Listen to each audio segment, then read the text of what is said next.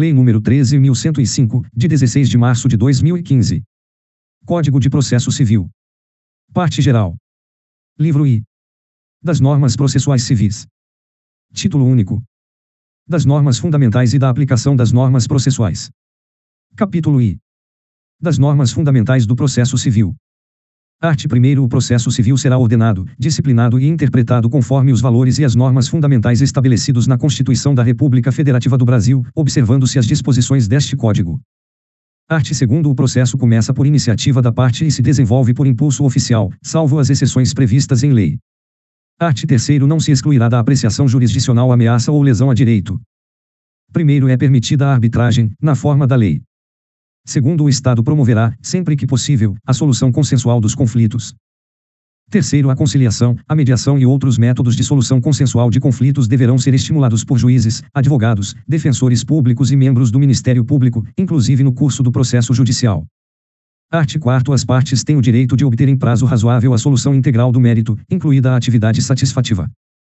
Art. 5º. Aquele que de qualquer forma participa do processo deve comportar-se de acordo com a boa-fé. Art. 6º. Todos os sujeitos do processo devem cooperar entre si para que se obtenha, em tempo razoável, decisão de mérito justa e efetiva. Art. 7º. É assegurada às partes paridade de tratamento em relação ao exercício de direitos e faculdades processuais, aos meios de defesa, aos ônus, aos deveres e à aplicação de sanções processuais, competindo ao juiz zelar pelo efetivo contraditório. Art. 8º. Ao aplicar o ordenamento jurídico, o juiz atenderá aos fins sociais e às exigências do bem comum, resguardando e promovendo a dignidade da pessoa humana e observando a proporcionalidade, a razoabilidade, a legalidade, a publicidade e a eficiência. Art. 9º. Não se proferirá decisão contra uma das partes sem que ela seja previamente ouvida. Parágrafo único. O disposto no caput não se aplica à tutela provisória de urgência. As hipóteses de tutela da evidência previstas no art. 311, incisos 2ª e 3ª. A decisão prevista no art. 701. Art. 10.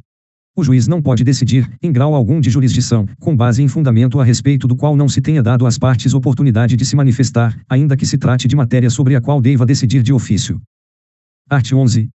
Todos os julgamentos dos órgãos do Poder Judiciário serão públicos, e fundamentadas todas as decisões, sob pena de nulidade. Parágrafo único.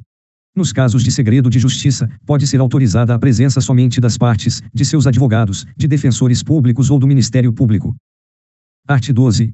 Os juízes e os tribunais atenderão, preferencialmente, a ordem cronológica de conclusão para proferir sentença ou acórdão. Primeiro, a lista de processos aptas a julgamento deverá estar permanentemente à disposição para consulta pública em cartório e na rede mundial de computadores.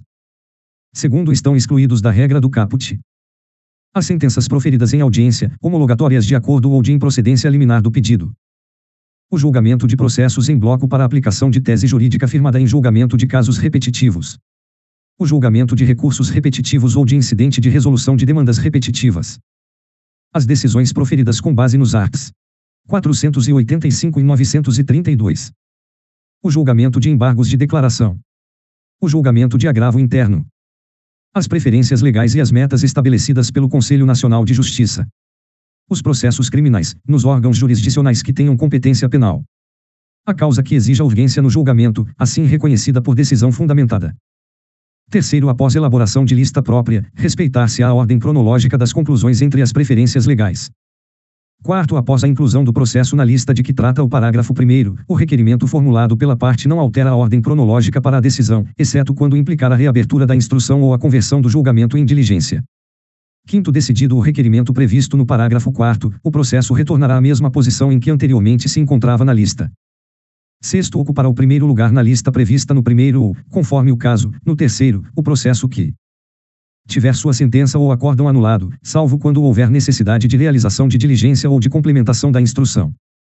Se enquadrar na hipótese do art. 1040, inciso 2º. Capítulo 2º. Da aplicação das normas processuais. Art. 13. A jurisdição civil será regida pelas normas processuais brasileiras, ressalvadas as disposições específicas previstas em tratados, convenções ou acordos internacionais de que o Brasil seja parte. Art. 14.